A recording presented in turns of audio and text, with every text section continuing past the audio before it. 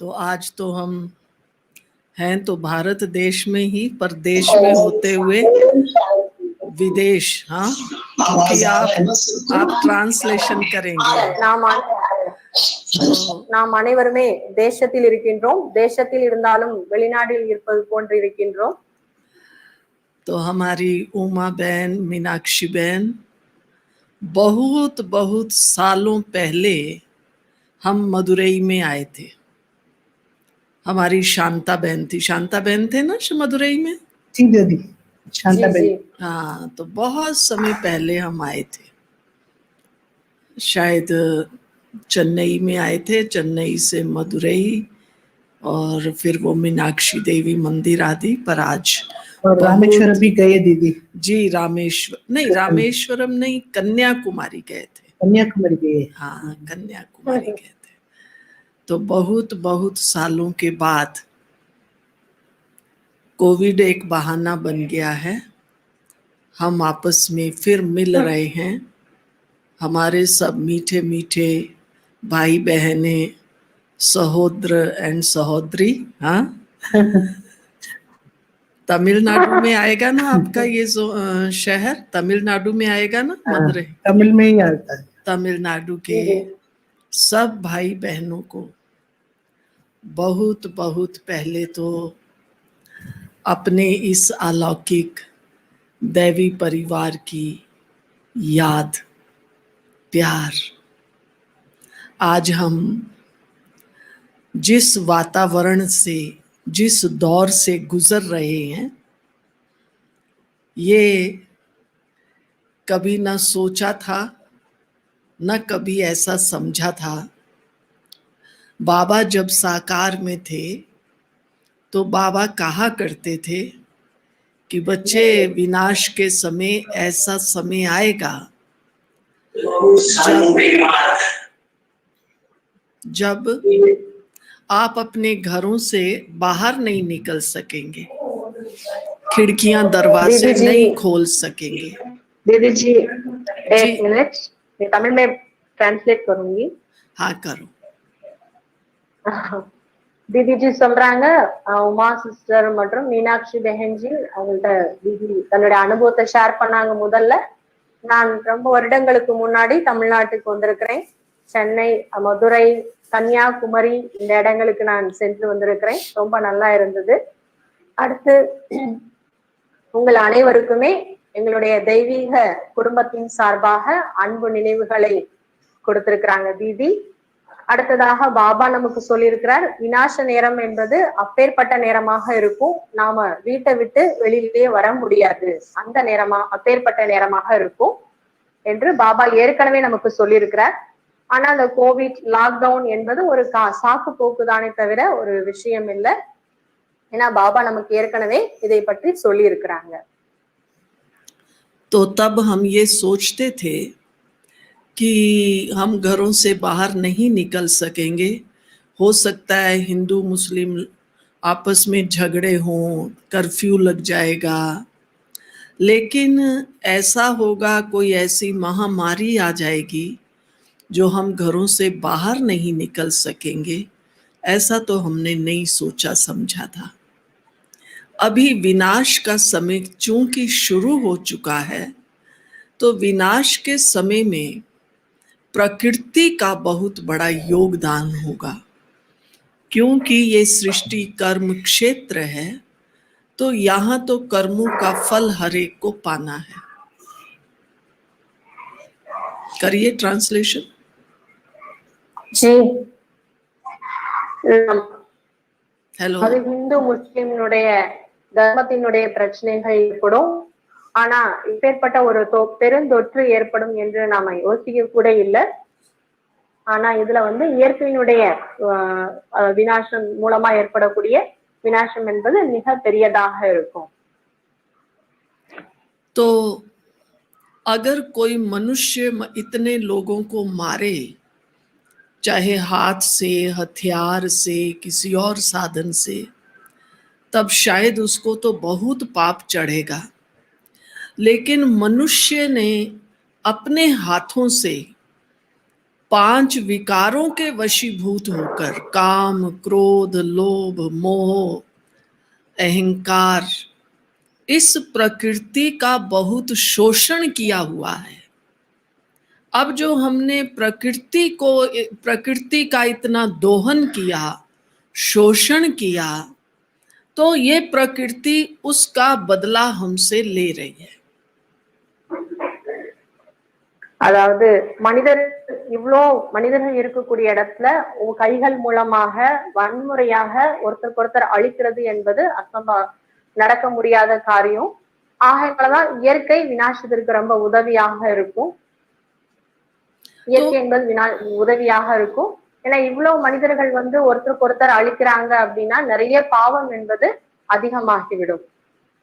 तो अभी विनाश के समय में प्रकृति के जो 5 ही तत्व हैं, पृथ्वी, जल, वायु, अग्नि, आकाश, ये 5 ही मिल करके उपद्रव मचाएंगे। जैसे अभी हम देख भी रहे हैं, एक तरफ महामारी भी है और कहीं कहीं आप देख रहे हैं साइक्लोन भी कितने बड़े बड़े आ रहे हैं। पहले भी एक वो ताऊ वाला था साइक्लोन, अभी यास चल रहा है, कितना नुकसान हो रहा है। अब कहीं अर्थक्वेक हो जाएगा, कहीं पर कुछ और हो जाएगा। तो ये जो सब बातें हैं, ऐसे समय में हमारी मनोस्थिति, हमारी आंतरिक अवस्था कैसी होनी चाहिए, उसके लिए मैं आपको आज 2 बातें बताऊंगी। தீதி சொல்றாங்க, விநாசம் என்பது ஆரம்பமாகிவிட்டது. மனிதர்கள் மூலமாக இயற்கைக்கு நிறைய கெடுதல் செய்துட்டோம். மனிதர்கள் 5 விகாரங்களுக்கு, காமம், குரோதம், அகங்காரம், இந்த 5 விகாரங்களுக்கு வசமாகி இயற்கையை நஷ்டப்படுத்தியுள்ளோம். அதற்கான பலியை இயற்கை அவசியமாக வாங்கும். நாம் இப்பொழுது கூட பார்த்து கொண்டிருக்கின்றோம். ஒரு பக்கம் பெருந்தொற்று, அதாவது கோவிட், இன்னொரு பக்கம் யாஸ், அந்த சைக்ளோன், இது போல இருக்கு. சில இடங்கள்ல பூகம்பம் கூட ஏற்படும். சோ இந்த மாதிரி விநாசத்தினுடைய ஒரு சூழ்நிலைகள்ல, நேரங்கள்ல நம்முடைய மனதின் ஸ்திதியை நாம் எவ்வாறு சரிப்படுத்துவது, மனதின் ஸ்திதியை எவ்வாறு வைத்துக் கொள்வது என்பதை பற்றி நான் உங்களிடம் பகிர்ந்து கொள்ள இருக்கின்றேன். तो पहली बात तो ये है, जैसे आजकल ये कोरोना चल रहा है, इसमें क्या चाहिए? फिजिकली हमारी इम्यूनिटी बहुत अच्छी चाहिए।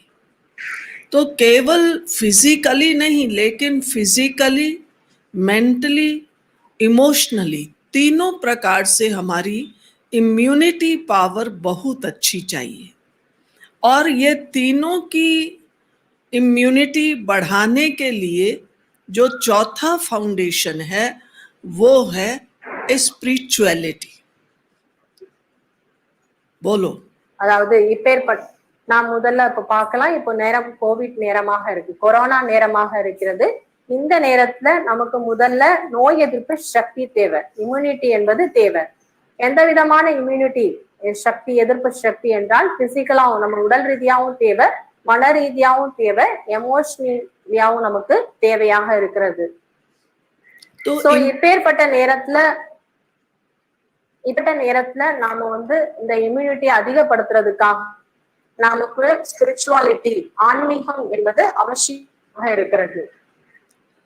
तो अपनी इम्यूनिटी को बढ़ाने के लिए हम बहुत से साधन तो अपना सकते हैं। हो सकता है फिजिकली, शारीरिक रूप से स्ट्रांग होने के लिए कुछ विटामिन्स लें, इंजेक्शंस लें, लेकिन मेंटली, इमोशनली स्ट्रांग होने के लिए क्या चाहिए? हमारी मनोस्थिति एक रस चाहिए। और वो एक रस तब हो सकती है जब हमारे अंदर पवित्रता की शक्ति और प्रभु प्रेम की शक्ति होगी। तो पहले ये 2 शक्तियों क्या हमारे अंदर बल भी जमा चाहिए, या यूं कहें ये 2 शक्तियों का स्टॉक हमारे अंदर चाहिए, प्योरिटी और प्रभु प्रेम। அதாவது இந்த நேரத்துல நம்முடைய உடலினுடைய நோய் எதிர்ப்பு சக்தியை அதிகப்படுத்துவதற்காக நமக்கு மருந்து, மாத்திரைகள், காய்கறிகள், சத்தான உணவு என்பது தேவை. ஆனா நம்முடைய மனதினுடைய சக்தி, மனதினுடைய ஸ்திதியை, மனதிற்கு இம்யூனிட்டியை நம்ம அதிகப்படுத்துவதற்கு நமக்கு 2 விதமான சக்திகள் தேவை. ஒன்று பவித்ரதா, இன்னொன்று பிரபு பிரேம், பாபா மேல அன்பு, பகவான் மேல இருக்கக்கூடிய அன்பு. இப்போ நம்முடைய மனதினுடைய ஸ்திதி ஏக்கரசாக ஆக்குவதற்கு 2 விதமான சக்திகள், ஒன்று பவித்ரதா, இன்னொன்னு பிரபு பிரேம், அதாவது பாபா மேல அன்பு. दूसरी शक्ति है निर्भयता की शक्ति।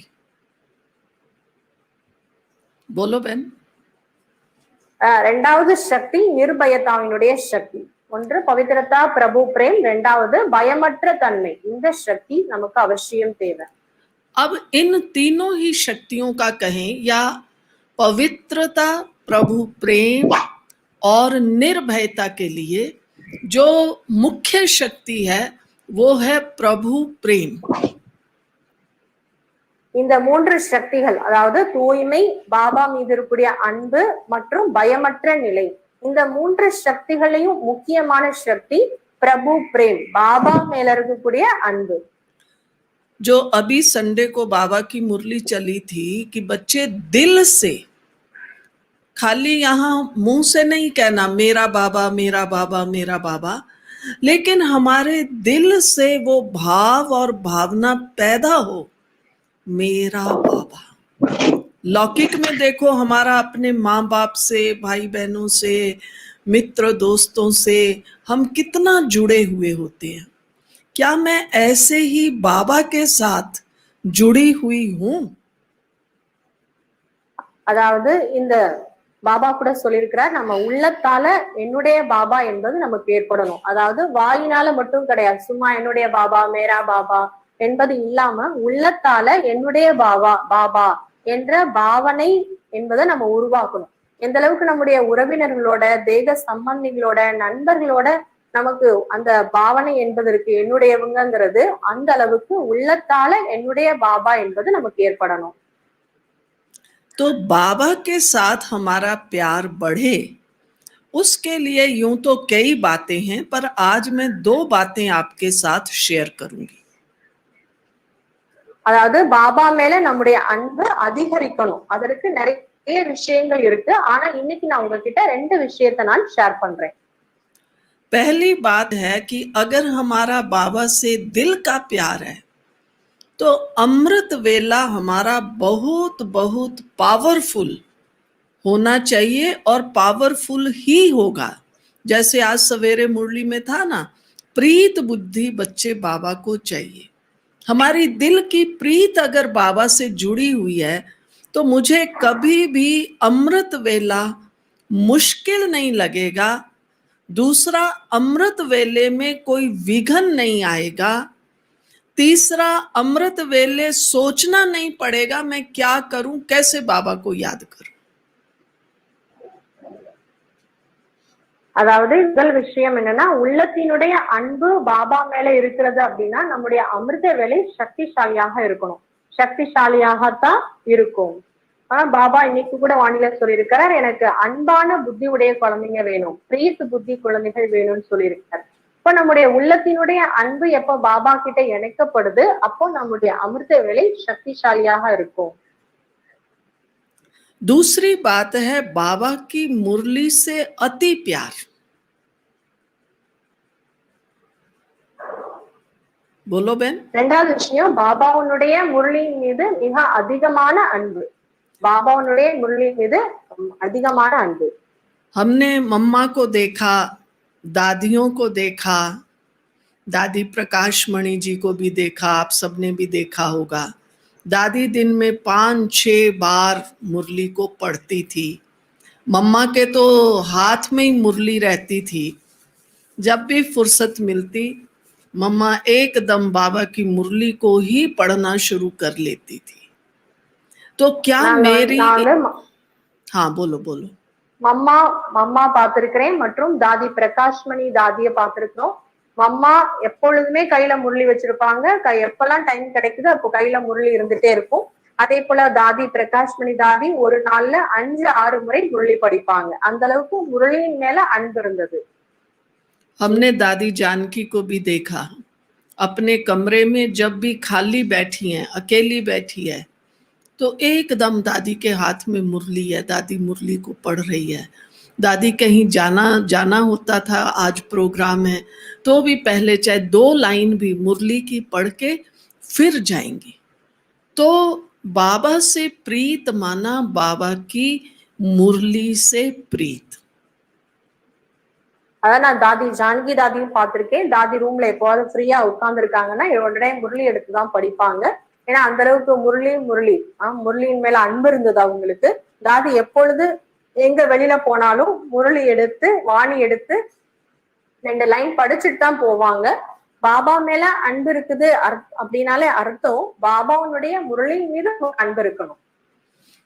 आजकल की दुनिया में भी देखो, जहां हमारी दोस्ती होती है, प्यार होता है, तो आजकल तो साइंस ने साधन दिए हैं ना, हम क्या करेंगे, कहीं मीटिंग में भी बैठे होंगे, कहीं किसी और से बात कर रहे होंगे, तो जिससे प्रीत होगी ना, अब फोन पे बात तो नहीं कर सकते, उसको मैसेज भेजते रहेंगे, चाहे SMS भेजें, चाहे वो व्हाट्सएप मैसेज भेजते हैं ना। जी, இன்னைக்கு கூட உலகத்துல பாருங்க, யார் மேலயாவது அன்பு இருக்கு அப்படின்னா ஏதாவது ஒரு சாதனங்கள் மூலமா பேசிட்டே இருப்பாங்க. சிலர் பார்த்தா மீட்டிங்ல இருப்பாங்க, அவங்கள்ட்ட போன் மூலமா பேச முடியாட்டி கூட என்ன பண்ணுவாங்க, SMS ஏதாவது சாட் மூலமா பேசிட்டு இருப்பாங்க. சோ அன்பு இருக்குதுனாலே அவங்க கிட்ட பேசிட்டு இருப்பாங்க. तो अब हमें स्वयं को देखना है, हमारी प्रीत बाबा के साथ कितनी है। இப்போ நம்மை நாமே பார்க்கணும், என்னுடைய அன்பு பாபா இருக்கிறது என்பதை நம்ம பார்க்கணும். अगर हम अपनी दिनचर्या में श्रीमत का पालन करें तो बाबा की याद बहुत सहज है।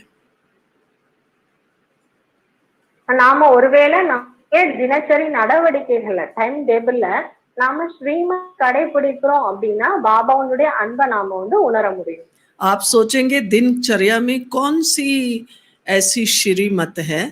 आप देखो दिन में कितनी बार हमको ट्रैफिक कंट्रोल करना है, 5 बार तो है ना।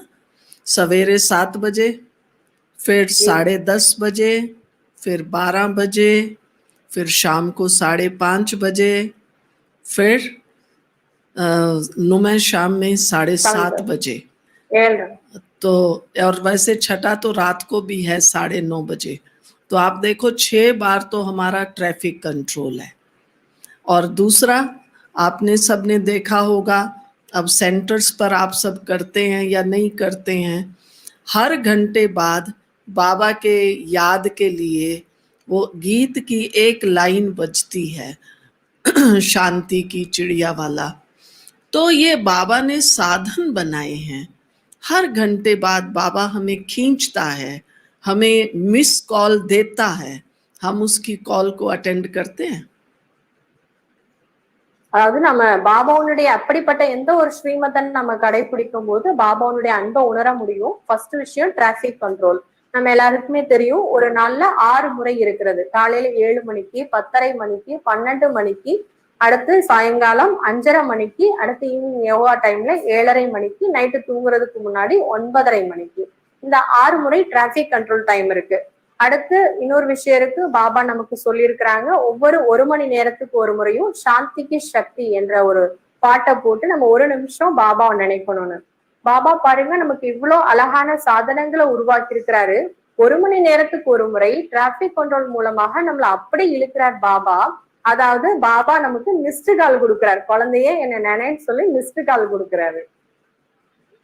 अगर कभी जाने अनजाने में बाबा की मिस कॉल हमसे मिस हो जाए तो तुरंत बाबा को करो। माना मुझे मान लो 10:30 का गीत चला, हम किसी को अटेंड कर रहे थे, कहीं बिजी थे, कोई बात नहीं, अब हम उसके बाद 11 बजे बाबा की मिस कॉल अटेंड करें, माना 3 मिनट बाबा को याद करें। तो अगर हम एक ट्रैफिक कंट्रोल की श्रीमत को भी ईमानदारी से श्रद्धा पूर्वक फॉलो करें तो नेचुरली हमारी प्रीत बाबा से जुट जाएगी। ஒருவேளை பாபாவுடைய மிஸ்டு காலை நீங்க மிஸ் பண்ணிட்டீங்க, அதாவது டிராபிக் கண்ட்ரோல் நமக்கு மிஸ் ஆயிடுச்சு. ஒருவேளை 10:30க்கு நம்ம பண்ண வேண்டிய யோகா நம்ம பண்ணல, யாரோடய பேசிட்டு இருந்தோம் அப்படின்னா அதற்கு பிறகு 11 மணிக்காவது பாபா நினைக்கணும். பாபா நினைக்கிறதுக்காக நம்ம உட்காரலாம். ஏன்னா டிராபிக் கண்ட்ரோல் என்ற ஒரு ஸ்ரீமத்தை நாம நேர்மையான முறையில உள்ளபூர்வமாக பயன்படுத்தினோம் என்றாலே பாபாவுடைய அன்பை நாம உணர முடியும். तो ये जो हमारा समय चल रहा है, जैसे स्कूल में हाई क्लासेस में या यूनिवर्सिटी में इम्तिहानों से पहले प्रेपरेटरी हॉलीडेज मिलती हैं, तो ये भी हम अंतिम पुरुषार्थ के लिए जो भी हमारी कमियां रह गई हैं उनको हम निकालें। बाबा ने ये हमें प्रेपरेटरी हॉलीडेज दी हैं। लॉकडाउन दुनिया की तरह हम लॉकडाउन न माने, लेकिन ये समझें कि बस ये मेरी प्रेपरेटरी हॉलीडेज हैं। अब तो मुरलियां पढ़नी है, बाबा को याद करना है। அதாவது எப்படி பெரிய பெரிய காலேஜ் ஸ்கூல் ஃபைனல் எக்ஸாமுக்கு முன்னாடி தன்னை தயார்படுத்துவதற்காக ஹாலிடேஸ் விடுவாங்க.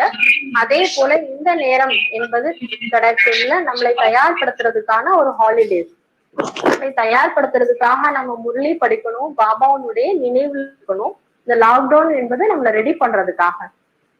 तो इस समय में हम बस ऐसे तो बहुत बातें हैं, समय हो गया है आपका, तो लास्ट में एक ही बात कहूंगी, एक ही एक्सपेरिमेंट, एक ही प्रयोग हम सब मिलकर करें, और वो ये कि बाबा मेरा सच्चा साथी है, बाबा खुदा दोस्त है।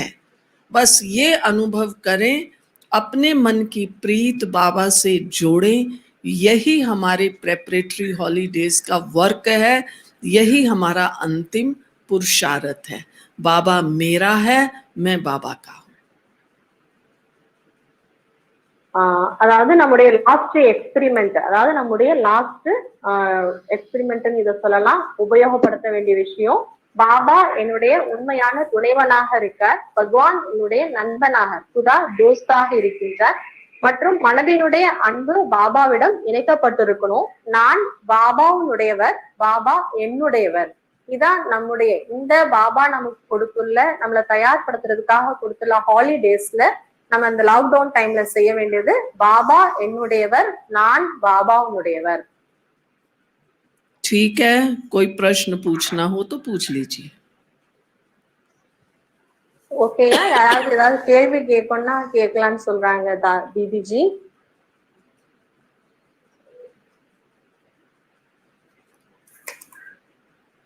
कुछ पूछना है சிஸ்டர்? ஓம் சாந்தி சிஸ்டர், தமிழ்ல கேட்கலாமா? கேளுங்க மாதாஜி, சொல்லுங்க. ஓம் சாந்தி சிஸ்டர், பாபா நம்பர் 1ன்னு சொல்லியிருக்கிறாரு, எப்படி சிஸ்டர்? என்ன நம்பர்? பாபா நம்மள எல்லாரையுமே நம்பர் 1ன்னு சொல்லியிருக்கிறாங்க, என்னன்றது எனக்கு கொஞ்சம் விளக்கம் வேணும் சிஸ்டர். ओके ओके, நீங்க மியூட்ல போடுங்க. दीदी जी एक बहन पूछ रही, बाबा ने कहा है हम सब नंबर 1 है, लेकिन वो कैसे है, उसका थोड़ा विस्तार चाहिए। अच्छा देखो, बाबा हमारा इतना मीठा, इतना प्यारा है, हम सब बच्चों को हर घड़ी एनकरेज करके हम उमंग उत्साह में रहें। तो बाबा कहता है मेरा हर बच्चा नंबर 1 है। आप देखेंगे हर आत्मा में कोई ना कोई कला है। कोई बाबा के गीत बहुत अच्छा गाते हैं, कोई मनन चिंतन बहुत अच्छे करते हैं, कोई योग में अच्छा बैठते हैं, कोई बाबा का भोग बहुत अच्छा बनाते हैं, कोई बाबा के घर को बहुत साफ स्वच्छ बना के रखते हैं, कोई बाबा के घर को बहुत अच्छा सजा के रखते हैं। हर एक की अपनी अपनी कला है, सब में सब कला तो होती नहीं है। तो जो कला मेरे, मान लो मैं बहुत अच्छा क्लास करा सकती हूँ, मैं ये नंबर 1 हूँ। दूसरा योग बहुत अच्छा करता है, वो उसमें नंबर 1 है। तो इसलिए बाबा का हर बच्चा उमंग में रहे, तो बाबा कहता है मेरा हर बच्चा नंबर 1 है। तो आप सब भी नंबर 1 बाबा के बच्चे हो, ठीक है। தீதிஜி சொல்றாங்க, பாபா மிகவும் இனிமையானவர், அன்பான பாபா, ஒவ்வொரு குழந்தைகளையும் எல்லா நேரமும் ஊக்கம் உற்சாகப்படுத்திட்டு இருக்கிறார். பாப்பாக்கு தெரியும் என்னுடைய ஒவ்வொரு குழந்தைகளும் நம்பர் 1 தான் என்பது பாபா மேல வச்சிருக்கக்கூடிய அன்பினுடைய அடையாளம். ஒவ்வொரு குழந்தைகள்ட்டையும் ஏதாவது விசேஷம் இருக்கிறது. சில குழந்தைங்க சில கலைகள் இருக்கும், சில நல்லா பாட்டு பாடுவாங்க, சில நல்லா யோகா பண்ணுவாங்க, சில நல்லா போக் பண்ணுவாங்க, சில பாபா விட நல்லா பண்ணுவாங்க, சில நல்லா பாபா விட அலங்கரிப்பாங்க. அப்போ நான் தேவி சொல்றாங்க, நான் கூட நல்லா கிளாஸ் பண்றேன் அப்படின்னா நான் கிளாஸ் பண்றதுல நம்பர் 1. இப்படி ஒவ்வொரு குழந்தைகளும் ஒவ்வொரு விசேஷத்தால நம்பர் 1. ஆகையினால பாபா குழந்தைங்களுடைய ஊக்க உற்சாகத்தை அதிகப்படுத்துறதுக்காக நம்பர் 1. ठीक है बहन, வேற கேள்வி இருக்கிறதா? ओके दीदी जी आपने हम सबको बहुत, हाँ जी भैया, अभी उमा बेन हमारे साथ है। हाँ जी बोलिए उमा बहन। सिस्टर आपका बहुत बहुत थैंक्स, आपने हमें दूर बैठे भी मदुरई में बुला लिया, भाग्य बना दिया। हाँ, तो आपका बहुत बहुत धन्यवाद। दीदी जी हमें आपको थैंक्स देना है, इतना समय आपका अनमोल समय देकर के अनमोल रत्नों द्वारा मदरी सब जोन भाई बहनों को भरपूर कर दिया। दीदी जी बहुत बहुत थैंक्स दीदी जी, धन्यवाद धन्यवाद धन्यवाद। फिर साकार में आप मदुरई आना है, लॉकडाउन की बात, मदुरई सब जोन परिवार बड़ा परिवार है, आप जरूर आइए। शक्ति सरोवर रिट्रीट सेंटर भी है, वहां भी आप जरूर आकर के पठिया कराना है। जरूर जरूर आएंगे, लॉकडाउन खत्म होगा तो मदुरई भी आएंगे, बनाएंगे। अब देखें ड्रामा हमें क्या क्या करवाता है, क्योंकि अब सब सीन बदल गई, सेवाओं की बातें बदल गई, साधन बदल गए। आपने सोचा था ऑनलाइन हम ऐसे कभी मिलेंगे? अब तो हमारी ऐसी ही सेवाएं होंगी वाइब्रेशंस की। लेते रहिए, मौज मनाते रहिए। आपके मदुरई सब जोन और भी जो भाई बहन जुड़े हुए हैं सब बाबा की याद में रहें, खुश मौज में रहें। धन्यवाद। ओम शांति। ओम शांति। 5 मिनट योग में बैठेंगे, आप दृष्टि देंगे सबको? जरूर। दीदी जी நம்மளோட 5 நிமிஷம் சக்திசாலியான யோகா பண்றதுக்காக இருக்காங்க, சக்திசாலியான திருஷ்டி கொடுப்பாங்க. ஆகையினால எல்லாருமே दीदी ஜியோட சேர்ந்து யோகா பண்ணலாம்.